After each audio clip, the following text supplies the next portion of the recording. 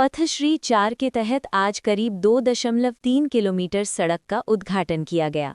आज तृणमूल कांग्रेस के जिला अध्यक्ष कन्हैया लाल अग्रवाल, ब्लॉक तृणमूल कांग्रेस अध्यक्ष जाकिर हुसैन और प्रधान प्रतिनिधि गायसल 1 ने नेशनल हाईवे 31 मदरसा चौक से दुहाबारी होते हुए आदिवासी पारा तक 2.3 किलोमीटर सड़क का उद्घाटन किया। কিন্তু মোদী সরকার দেখলো যে পশ্চিম বাংলা তো আর বিজেপি ভোট পাচ্ছে না, তো 100 দিনের কাজের টাকা বন্ধ করে দাও, রাস্তাঘাটের টাকা বন্ধ করে দাও, জলের টাকা বন্ধ করে দিয়েছে। মানে উদ্দেশ্য একটাই যে কিভাবে ভাতে মারা যায়। কিন্তু আমাদের মুখ্যমন্ত্রী মাননীয় মমতা বন্দ্যোপাধ্যায় রাজ্য সরকারের তহবিল থেকে সবগুলা কাজই করছে, একটা কাজও বাদ যাচ্ছে না। আপনাদের আবাস যোজনার টাকা বন্ধ করে দিয়েছে, তাও রাজ্য সরকার মাননীয় মমতা বন্দ্যোপাধ্যায় আবাসের টাকা দিচ্ছে। দুটা ফেজে 1,20,000 টাকা আবাসের টাকা গরিব মানুষ পাচ্ছে। সামনে 2026-এ বিধানসভা নির্বাচন। এই নির্বাচনে আপনারা সবাই দেখুন, আমিও জানি যে এখানে বিজেপির ভোটটা পাবে না, কিন্তু ভোট কাটাকাটি যেন না হয় এটা সাবধান থাকতে হবে। এই ভোট কাটাকাটি থেকে যদি আপনারা সাবধান থাকেন তাহলে আমি দায়িত্ব নিয়ে বলছি, এখানে তৃণমূল কংগ্রেসের প্রার্থী জিতবে, কেউ হারাতে পারবে না। 2019-এর লোকসভা নির্বাচনে আমরা তাই দেখেছি, তখন মোহাম্মদ সেলিম ভোট কেটে দিলেন 2,60,000। ঘটনাচক্রে তৃণমূল কংগ্রেসের আমি প্রার্থী ছিলাম পার্লামেন্টে, আমি 60,000 ভোটে হেরে গেলাম। আবার যখন 2024-এর লোকসভা নির্বাচন আসলো, আবার ভিক্টর কেটে দিল 2,60,000। আবার তৃণমূল কংগ্রেসের প্রার্থী কৃষ্ণ কল্যাণী ও আবার 2,65,000 ভোটে ও হেরে গেল। এই ভোট কাটাকাটিটাকে বন্ধ করতে হবে। এবার আবার মুর্শিদাবাদ থেকে একজন নেতৃত্ব মানে এমএলএ তৃণমূলের 2019-এ বিজেপির ক্যান্ডিডেট যে ছিল, উনি আবার বিজেপির প্রার্থী ছিল 2019-এ লোকসভা নির্বাচনে। হুমায়ুন কবির নাম এতদিনে আপনারা সবাই শুনে নিয়েছেন। ও এখন এই ভোট কাটাকাটি খেলায় নেমেছে। যে লোকটা নিজে 2019 সালে বিজেপির লোকসভা প্রার্থী, তার কাছে এর চেয়ে বেশি আর কি আশা করা যায়। কালকে আমাকে একজন সাংবাদিক জিজ্ঞেস করছিল, মিম সংগঠন করছে, এখানে ব্লকের সংগঠন করছে। আমরা ওদেরকে জিজ্ঞেস করেন যে ওরা কি চাচ্ছেটা কি, ওরা কি বিজেপিকে জিতাতে চাচ্ছে? নিজের উদ্দেশ্যটা তো পরিষ্কার বলবে।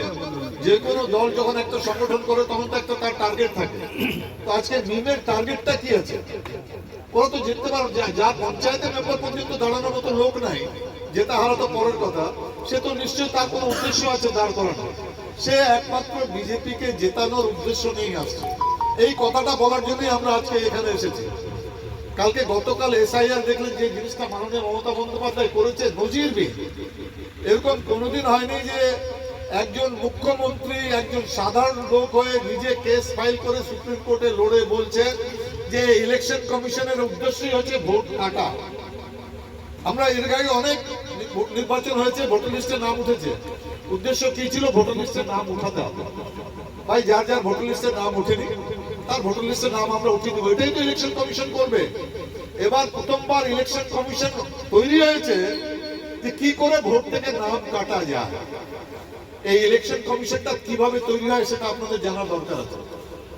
ইলেকশন কমিশনকে এর আগে তৈরি করত prime minister, leader of opposition, বিরোধী দলের যে নেতা হতো লোকসভায়, এবং সুপ্রিম কোর্টের চিফ জাস্টিস। এই তিনজন থাকতো। এই তিনজন মিলে ঠিক করতো যে নির্বাচন কমিশনে কারা কারা থাকবে। 2023 সালে বিজেপি করলো সুপ্রিম কোর্টের চিফ জাস্টিসকে সরিয়ে দিল। এখন আর কিন্তু সুপ্রিম কোর্টের চিফ জাস্টিস নেই। প্রাইম মিনিস্টার আছে, লিডার অফ অপোজিশন আছে, আর একজন আছে ক্যাবিনেটের একটা মন্ত্রী। ক্যাবিনেটের মন্ত্রী মানে তো বিজেপিরই একটা মন্ত্রী। তাহলে দুটা তো মেজরিটি হয়ে গেল।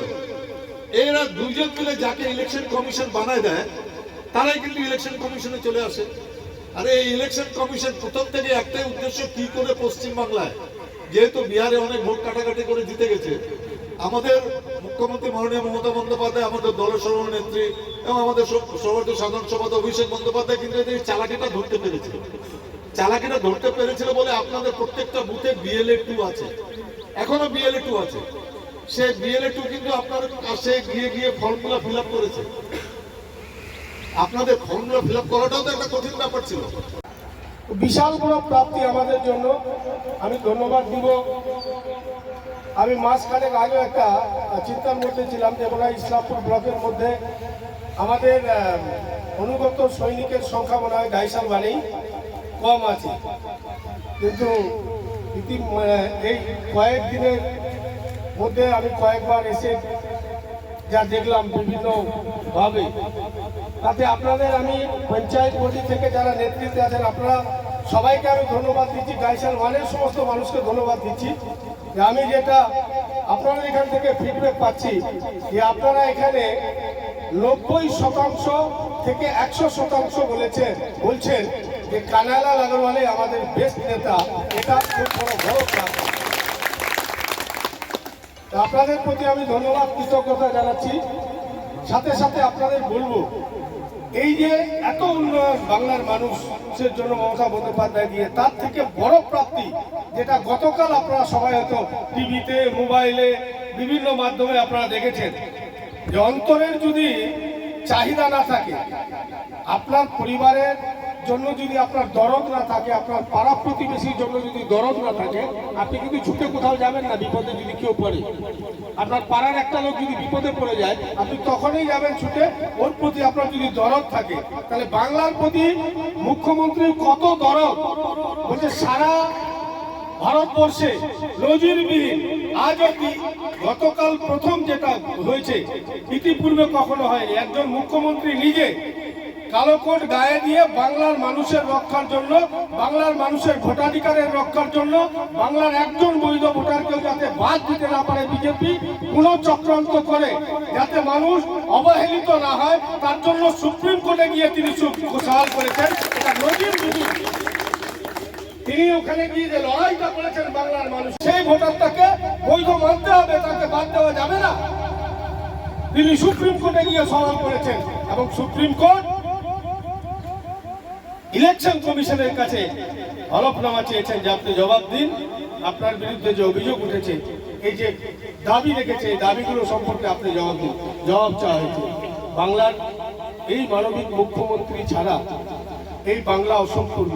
তাই আগামী দিনে এই বাংলাকে পরিপূরক রাখতে, বাংলার মানুষের সাথে, বাঙালির সাথে, हम लोगों के वजूद के लिए, हम लोगों के मुस्तकबिल के लिए, हम लोगों को अपने आप महफूज रखने के लिए, बंगाल को महफूज रखने के लिए हम सबों को ममता बनर्जी को और भी मजबूत करना है, बंगाल को मजबूत करना है, अभिषेक बनर्जी को मजबूत करना है और हमारे जिला प्रेसिडेंट कन्हैयालाल अग्रवाल के हाथ को मजबूत करना है। आप सब आने वाले वक्त में इसी तरह हम लोगों के साथ रहकर तृणमूल को और मजबूत करेंगे, यही उम्मीद रखते हैं। सबको बहुत बहुत धन्यवाद।